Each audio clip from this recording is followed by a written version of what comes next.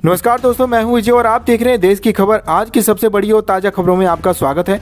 देश और दुनिया की हर अहम अपडेट लेकर मैं हाजिर हूं। तो चलिए शुरू करते हैं आज की पहली बड़ी खबर के साथ। उससे पहले अगर आपने वीडियो को लाइक नहीं किया तो वीडियो को लाइक कर दीजिए। प्रधानमंत्री नरेंद्र मोदी का वाराणसी दौरा और करोड़ों की सौगात। प्रधानमंत्री नरेंद्र मोदी आज अपने संसदीय क्षेत्र वाराणसी के 2 दिवसीय दौरे पर पहुंच रहे हैं। इस यात्रा का मुख्य उद्देश्य काशी और आसपास के क्षेत्रों के विकास को एक नई गति देना है। प्रधानमंत्री इस दौरान 6,350 करोड़ रुपए की विभिन्न विकास परियोजना का लोकार्पण और शिलान्यास करेंगे। इस परियोजना में सड़क निर्माण, पेयजल आपूर्ति, शिक्षा और स्वास्थ्य क्षेत्र से जुड़े महत्वपूर्ण प्रोजेक्ट शामिल हैं। वाराणसी के बाबतपुर हवाई अड्डे पर उतरने के बाद प्रधानमंत्री का भव्य स्वागत किया गया। उसके बाद वे सीधे BMW ग्राउंड पहुंचे, जहां वे एक जनसभा को संबोधित करेंगे। इस जनसभा में विशेष रूप से महिलाओं की भागीदारी पर और जोर दिया गया है, जिसे नारी शक्ति संवाद का नाम दिया गया है। पीएम मोदी वहां उपस्थित लगभग 50,000 महिलाओं को संबोधित करेंगे और उन्हें केंद्र सरकार द्वारा चलाई जा रही कल्याणकारी योजनाओं के लाभों का बारे में जानकारी देंगे। पीएम मोदी का दौरा केवल विकास तक सीमित नहीं है, बल्कि इसके राजनीतिक मायने भी निकाले जा रहे हैं। वे काशी विश्वनाथ मंदिर में दर्शन पूजन भी करेंगे और गंगा आरती में शामिल होकर आध्यात्मिक संदेश देंगे। काशी के लोगों में इस दौरे को लेकर भारी उत्साह है, क्योंकि प्रधानमंत्री अक्सर अपने दौरे के दौरान कुछ ऐसी घोषणाएं करते हैं जो सीधे आम आदमी के जीवन को प्रभावित करती हैं। इस बार भी उम्मीद है कि बुनियादी ढांचे के अलावा वाराणसी को स्मार्ट सिटी मिशन के तहत कुछ नई सुविधाएं मिल सकती हैं। सुरक्षा व्यवस्था के पुख्ता इंतजाम किए गए हैं। पूरे शहर को छावनी में बदल दिया गया है। भारतीय रेलवे का नया अध्याय, 2 नई अमृत भारत ट्रेनों की शुरुआत। भारतीय रेलवे के इतिहास में आज का नया अध्याय जुड़ चुका है। प्रधानमंत्री नरेंद्र मोदी ने वाराणसी से वीडियो कॉन्फ्रेंस के माध्यम से 2 नई अमृत भारत एक्सप्रेस ट्रेनों को हरी झंडी दिखाई है। पहली ट्रेन काशी और पुणे के बीच चलेगी, जबकि दूसरी ट्रेन अयोध्या और मुंबई के बीच कनेक्टिविटी को मजबूत करेगी। अमृत भारत ट्रेनें आधुनिक सुविधाओं से लैस है और इसका उद्देश्य मध्यवर्गीय यात्रियों को कम किराए में तेज और आरामदायक सफर की सुविधा देना है।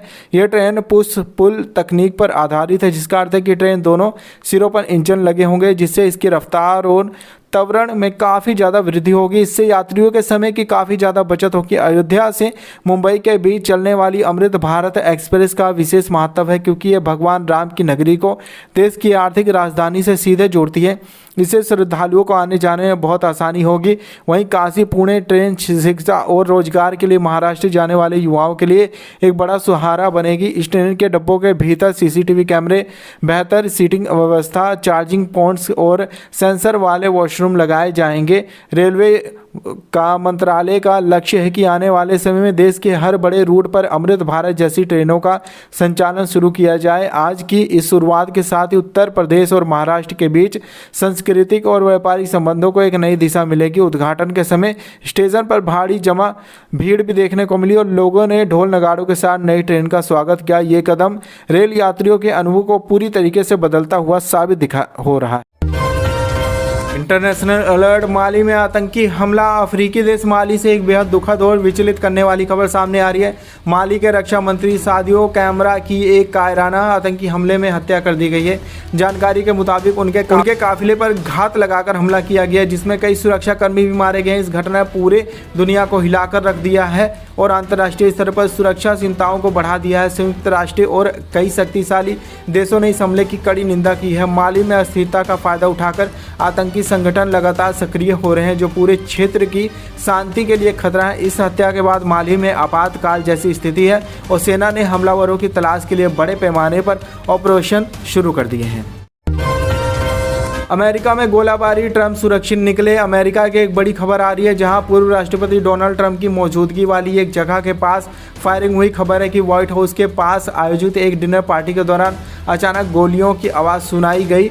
सीक्रेट ऑफिसर्स के एजेंट ने बिजली की तेजी से कार्रवाई करते हुए डोनाल्ड ट्रंप को तुरंत घेरे में ले लिया और सुरक्षित स्थान पर पहुंचा दिया। हमलावर कौन था और उसका मकसद क्या था, इसकी अभी तक आधिकारिक पुष्टि नहीं हुई, लेकिन सुरक्षा बलों ने एक संदिग्ध को हिरासत में लिया है। अमेरिका में चुनाव के करीब आते ही इस तरह की घटनाओं ने राजनीतिक माहौल को बेहद ही संवेदनशील बना दिया। सुरक्षा एजेंसियां अब इस बात की जांच कर रही हैं कि सुरक्षा घेरे में ये संदेह और संदिग्ध व्यक्ति आया कैसे।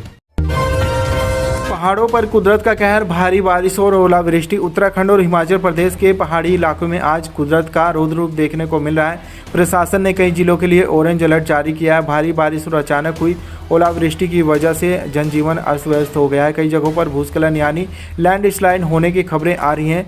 इससे नेशनल हाईवे और मुख्य सड़कें बाधित हो गई है। ओलों की वजह से सेब और अन्य फलों के बागानों को काफ़ी नुकसान पहुंचा है, जिससे स्थानीय किसानों की चिंता बढ़ गई है। चार धाम यात्रा पर आने वाले श्रद्धालुओं को भी सावधानी बरतने और मौसम साफ होने तक सुरक्षित स्थानों पर रुकने की सलाह दी गई है। एसडीआरएफ की टीमें अलर्ट मोड पर है ताकि किसी भी आपातकालीन स्थिति से निपटा जा सके। नीति आयोग का कायाकल्प, अशोक कुमार रेड्डी बने नए अध्यक्ष।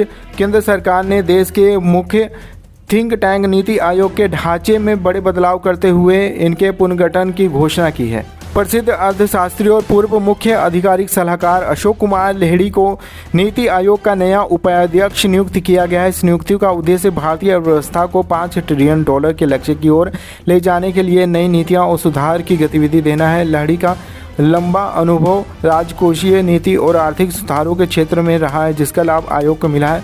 पुनर्गठन के तहत कई नए विशेषज्ञों और डोमेन एक्सपर्ट्स को भी आयोग के सदस्य के रूप में शामिल किया जाएगा। सरकार का मानना है कि बदलती वैश्विक आर्थिक और परिस्थितियों और बढ़ती प्रौद्योगिकी के दौर में नीति आयोग की अधिक आधुनिक और डेटा संचालित होने की आवश्यकता है। नए उपाध्यक्ष के सामने कृषि संकट, बेरोजगारी और निर्माण के क्षेत्र को बढ़ावा देने जैसे बड़ी चुनौतियां सामने होंगी। इसके अलावा राज्य के साथ लहरी के सहकारी संवाद को मजबूत करने का भी अपनी प्राथमिकता सूची में वर्ष का है। नीति आयोग विशेष रूप से विकसित भारत 2047 के रोड मैप पर काम कर रहा है। विशेषज्ञों ने इस पुनर्गठन का स्वागत करते हुए उम्मीद जताई है कि अशोक कुमार रेड्डी के नेतृत्व में आयोग अधिकारी अपूर्वी यानी प्रभावी ढंग से सरकार से रणनीतिक सलाह दे पाएंगे। अमेरिकी ईरान शांति वार्ता पर संकट, डोनाल्ड ट्रंप ने रद्द किया इस्लामाबाद दौरा। अंतर्राष्ट्रीय कूटनीति के गलियारों से आज एक बड़ी खबर सामने आ रही है। पूर्व अमेरिकी राष्ट्रपति और वर्तमान रणनीतिक घटनाक्रम के केंद्र में रहे डोनाल्ड ट्रंप ने अपने डेलीगेशन का प्रस्ताव इस्लामाबाद दौरा अचानक रद्द कर दिया है। ये दौरा अमेरिका और ईरान के बीच चल रही तनावपूर्ण स्थिति को सुलझाने के लिए पाकिस्तान की मध्यस्थता में आयोजित किया जाना था। व्हाइट हाउस से ट्रंप और कार्यकाल के जारी संकेतों के अनुसार सुरक्षा कारणों और ईरान पक्षियों से अस्पष्ट शर्तों के कारण ये निर्णय लिया गया है। इस दौरे के रद्द होने से शांति वार्ता पूरी तरीके से अधर में लटक गई है। राजनीतिक विशेषज्ञों का मानना है कि मध्य पूर्व में बढ़ते तनाव के बीच ये एक बड़ा कूटनीतिक झटका है। पाकिस्तान इस वार्ता के जरिए वैश्विक स्तर पर अपनी मध्यस्थता की भूमिका को मजबूत करना चाहता था, लेकिन अब उसे अपनी रणनीति पर पुनर्विचार करना होगा। ईरान ने इस पर कड़ी प्रतिक्रिया देते हुए कहा है कि अमेरिका बातचीत को लेकर गंभीर नहीं है और वह केवल दबाव की राजनीति कर रहा है। दूसरी ओर इसराइल और अन्य सहयोगी देश का इस घटनाक्रम पर पैनी नज़र रखे हुए इस दौरे के रद्द होने से कच्चे तेल की वैश्विक कीमतों पर भी असर पड़ने की आशंका जताई जा रही है। अब इसकी निगाहें इस बात पर टिकी हैं कि क्या पर्दे के पीछे कोई और देश इस गतिविधि को सुलझाने के लिए आगे आता है या फिर अमेरिका ईरान संबंध और अधिक बिगड़ते हुए नजर आएंगे। कोलकाता राशन घोटाला, ईडी के ताबड़तोड़ छापेमारी। पश्चिम बंगाल की राजधानी कोलकाता और आसपास के इलाकों में वर्तमान निदेशालय ने कथित तौर पर ईडी ने राशन वितरण घोटाले के सिलसिले में आज सुबह से ही छापेमारी शुरू कर दी है। मनी लॉन्ड्रिंग के आरोपों की जांच कर रही है। ईडी की टीम ने कई प्रभावित व्यापारियों और राजनीतिक हस्तियों के ठिकानों पर दबिश करी है। जांच एजेंसियों का दावा है कि सरकारी राशन को खुले बाजार में बेचकर करोड़ों रुपए का गबन किया गया है और इस पैसे का इस्तेमाल बेनामी संपत्तियों को खरीदने के लिए किया गया है। छापेमारी के दौरान भारी मात्रा में डिजिटल दस्तावेज, हार्ड ड्राइव और नकदी बरामद होने की खबर है। ईडी के अधिकारिक उन बैंक खातों को भी जांच कर रहे हैं जिनका उपयोग फंड ट्रांसफ़र के लिए किया गया है। इस मामले में पहले भी कई गिरफ्तारियां हो चुकी है और आज भी छापेमारी से नए साक्ष्य मिलने की उम्मीद है। तृणमूल कांग्रेस ने इस कार्रवाई को राजनीतिक द्वेष बताया है, जबकि भाजपा ने मांग की है कि इस बड़े घोटाले की वह तह तक जाकर दोषियों को सजा दी जाएगी। छापेमारी वाले इलाकों में सुरक्षा के लिए केंद्र सुरक्षा वालों को तैनात किया गया है, बल को तैनात किया है। जांच के दौरान कई सारे विभागों के अधिकारी भी शामिल है। इस घोटाला राज्य की सरकार के लिए बड़ी सिरदर्दी बन चुकी है, क्योंकि आम जनता की बुनियादी ज़रूरतों से जुड़े सामान में हेराफेरी के आरोप लगे हैं। उत्तर प्रदेश में बड़ी भर्ती, 1 लाख पुलिसकर्मियों की नियुक्ति का ऐलान। उत्तर प्रदेश के मुख्यमंत्री योगी आदित्यनाथ ने आज राज्य के युवाओं के लिए एक बड़ी घोषणा की है। मुख्यमंत्री ने पुलिस मुख्यालय में आयोजित एक कार्यक्रम के दौरान कहा कि उनकी सरकार इस साल यूपी पुलिस में 1 लाख नई भर्तियां करने जा रही है। इन भर्तियों में सिपाही, दरोगा, तकनीकी पदों के साथ साथ पीएसी की नई बटालियन के लिए भी पद शामिल होंगे। सीएम योगी ने कहा कि राज्य में कानून व्यवस्था की ओर अधिक सुदृढ़ बनाने के लिए पुलिस बल की संख्या बढ़ानी अनिवार्य है। उन्होंने भारतीय बोर्ड को स्पष्ट निर्देश दिए हैं कि पूरी प्रक्रिया पूरी तरह से पारदर्शी और भ्रष्टाचार मुक्त होनी चाहिए। ये घोषणा ऐसे समय में हुई है जब राज्य सरकार युवाओं को रोजगार देने के मुद्दे पर विपक्ष के निशाने पर थी। मुख्यमंत्री ने कहा कि पिछले 7 वर्षों में उनकी सरकार ने रिकॉर्ड भर्तियां की हैं और इस बार की भर्ती भी समयबद्ध तरीके से पूरी की जाएगी। विशेष रूप से महिला आरक्षियों की संख्या बढ़ाने पर और जोर दिया जाएगा ताकि हर थाने में महिलाओं की मदद के लिए पर्याप्त फोर्स मौजूद रहे। इसके साथ ही पुलिसकर्मियों के कल्याण के लिए उन्हें वेतन भत्ते और छुट्टियों के नियम में भी सुधार करने की बात कही गई है। भर्ती के लिए आधिकारिक नोटिफिकेशन अगले महीने जारी होने की संभावना है। इस खबर के बाद यूपी के प्रतियोगिता परीक्षाओं की तैयारी करने के लिए युवाओं में खुशी की लहर है। प्रयागराज, लखनऊ, वाराणसी जैसे शहरों में कोचिंग सेंटरों के बाहर छात्रों ने जश्न मनाया। सीएम ने यह भी चेतावनी दी है कि यदि भर्ती प्रक्रिया में किसी प्रकार की धांधली या पेपर लीक की कोशिश की गई तो दोषियों के खिलाफ एनएसए के तहत कार्रवाई की जाएगी और उनकी संपत्ति जब्त की जाएगी।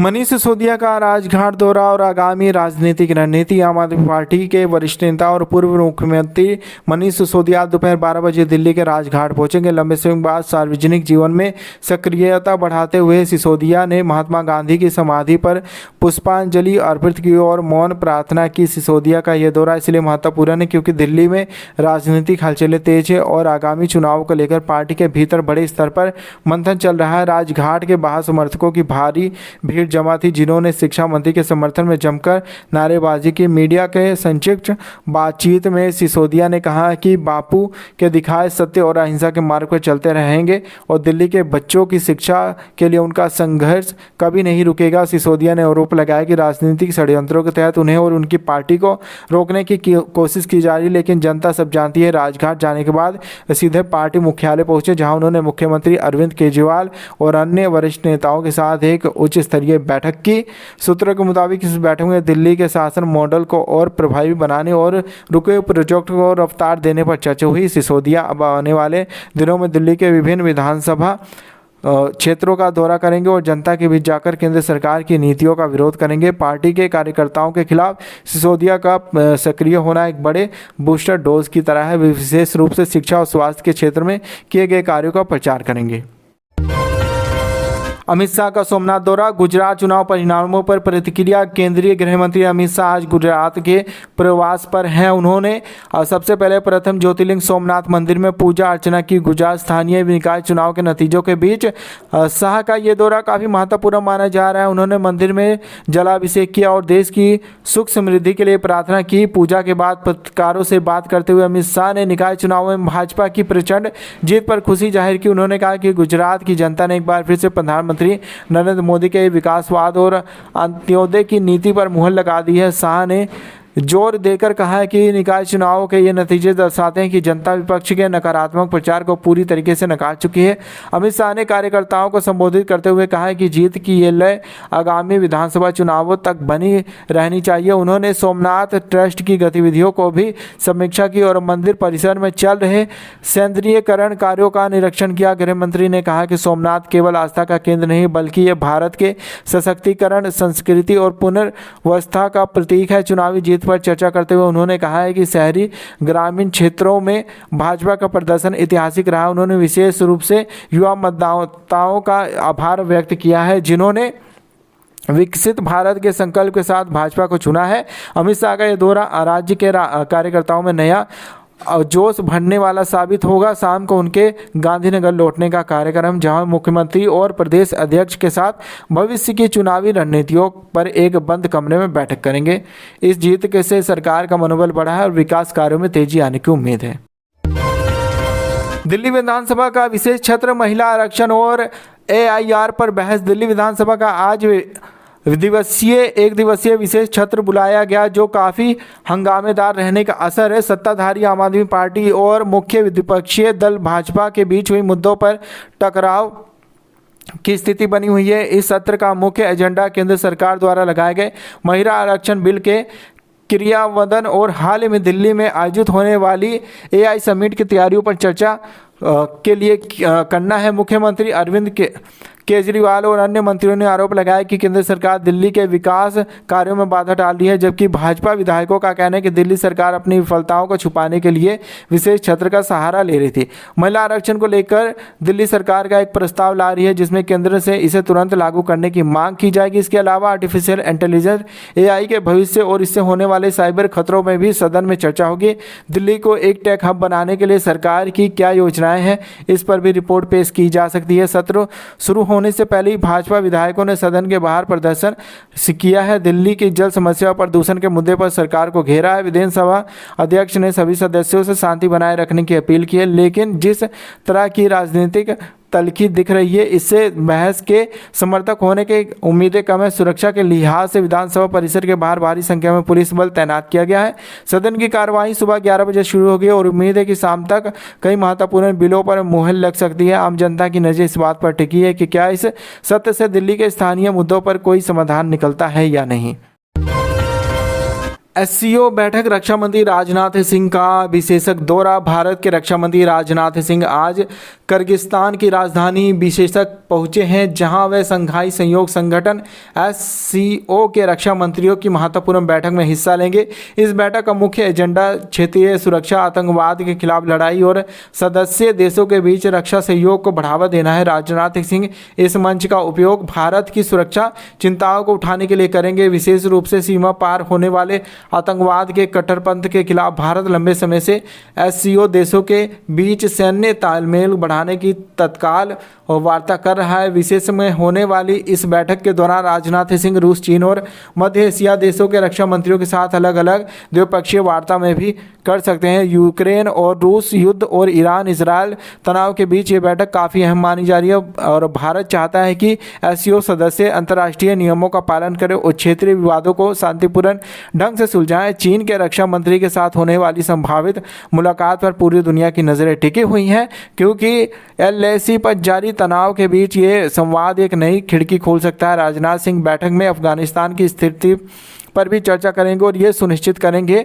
और जोर देंगे कि अफगान धरती पर उपयोग किसी देश के खिलाफ आतंकी गतिविधियों के लिए ना हो। इसके अलावा भारत डिजिटल सुरक्षा और समुद्री सुरक्षा जैसे नए क्षेत्रों में भी सहयोग की पेशकश कर सकता है। रक्षा मंत्रालय के अधिकारियों का कहना है कि ये यात्रा मध्य एशिया के साथ भारत के कनेक्ट सेंट्रल एशिया नीति का एक हिस्सा है। बैठक के बाद ये संयुक्त घोषणा पत्र भी जारी किया गया है, जिसमें भविष्य की रक्षा योजनाओं की रूपरेखा हो। NTPC में बम्पर भर्ती, सरकारी नौकरी का मौका। अगर आप इस सरकारी नौकरी की तलाश में हैं तो national thermal power corporation NTPC आपके लिए एक शानदार अवसर लेकर आया है। NTPC ने असिस्टेंट एग्जीक्यूटिव के पदों पर बड़ी संख्या में भर्तियां निकाली हैं। इन पदों के लिए आवेदन प्रक्रिया शुरू हो चुकी है और आवेदन करने की आखिरी तारीख बेहद नज़दीक है। उम्मीदवार आधिकारिक वेबसाइट पर जाकर योग्यता मानदंड और वेतन जैसे जुड़ी सभी जानकारी प्राप्त कर सकते हैं। चयन प्रक्रिया में लिखित परीक्षा और इंटरव्यू शामिल होंगे। NTPC जैसी प्रतिष्ठित संस्था में काम करने के लिए कई युवाओं का सपना होता है। पात्र उम्मीदवार बिना देरी के लिए अपना फॉर्म भरें, क्योंकि अंतिम दिनों में वेबसाइट पर ट्रैफिक बढ़ने की वजह से तकनीकी समस्याएं आ सकती हैं। चांदी के भाव में उछाल, 2,70,000 के पार। सोने के विपरीत चांदी की कीमतों ने आज एक नया रिकॉर्ड बनाया है। सराफा बाजार में चांदी अब 2,70,000 प्रति किलोग्राम के स्तर पर ट्रेड कर रही है। चांदी की बढ़ती मांग और औद्योगिक क्षेत्र में इसके उपयोग की वजह से कीमतों में ये भारी तेजी देखी जा रही है। खासतौर पर ग्रामीण इलाकों, छोटे शहर में चांदी के गहनों की डिमांड काफ़ी ज़्यादा है। निवेशकों का मानना है कि सुरक्षित निवेश के तौर पर जो लोग चांदी की ओर आकर्षित हो रहे हैं, जिससे कि दाम कम होने का नाम नहीं ले रहा है। कारोबारियों का कहना है कि अगर अंतर्राष्ट्रीय मांग इसी तरह बनी रही तो चांदी बहुत जल्द 3 लाख का आंकड़ा भी छू सकती है। खुदरा ग्राहकों के लिए चांदी खरीदना अब काफ़ी महंगा साबित हो रहा है। बांग्लादेश में तनाव, पुजारी की संदिग्ध मौत। पड़ोसी देश बांग्लादेश से एक दुखद और तनावपूर्ण खबर सामने आई है। वहां के प्रमुख मंदिर के पुजारी का शव रहस्यमयी परिस्थिति में एक पेड़ से लटका हुआ पाया गया। इस घटना के बाद स्थानीय हिंदू और अल्पसंख्यक समुदाय के बीच भारी रोष और डर का माहौल है। लोगों का आरोप है कि यह आत्महत्या नहीं है बल्कि सुनियोजित हत्या है। घटना के विरोध में कई जगहों पर प्रदर्शन शुरू हो गए हैं और न्याय की मांग की जा रही है। बांग्लादेश सरकार ने मामले की उच्च स्तरीय जांच के आदेश दिए हैं और प्रभावित इलाके में सुरक्षा कड़ी कर दी है। अंतर्राष्ट्रीय मानव अधिकार संगठनों ने भी अल्पसंख्यकों की सुरक्षा को लेकर भी चिंता जताई है। पुलिस अभी पोस्टमार्टम रिपोर्ट का इंतजार कर रही है ताकि मौत के असली कारणों का पता चल सके। CBSE result update. 12वीं के छात्रों का इंतजार खत्म। केंद्रीय माध्यमिक शिक्षा बोर्ड सीबीएसई के 12वीं के छात्रों के लिए एक बड़ी अपडेट आई है। बोर्ड सूत्रों के मुताबिक कॉपियों के मूल्यांकन का काम लगभग पूरा हो चुका है। परीक्षा परिणाम मई के पहले सप्ताह में घोषित किए जा सकते हैं। इस साल लाखों छात्रों ने 12वीं की परीक्षा दी थी और वे बेसब्री से अपने भविष्य की राह तय करने के लिए नतीजों का इंतजार कर रहे थे। रिजल्ट बोर्ड की आधिकारिक वेबसाइट के साथ साथ डिजी लॉकर और मोबाइल ऐप्स पर भी उपलब्ध होंगे। बोर्ड ने स्कूलों को निर्देश दिया है कि वे छात्रों के इंटरनल असेसमेंट के अंक समय पर अपलोड करें। नतीजे आने के बाद यूनिवर्सिटी दाखिलों की प्रक्रिया भी तेज हो जाएगी। छात्रों की सलाह दी गई है कि वे केवल आधिकारिक सूचनाओं पर ही भरोसा करें।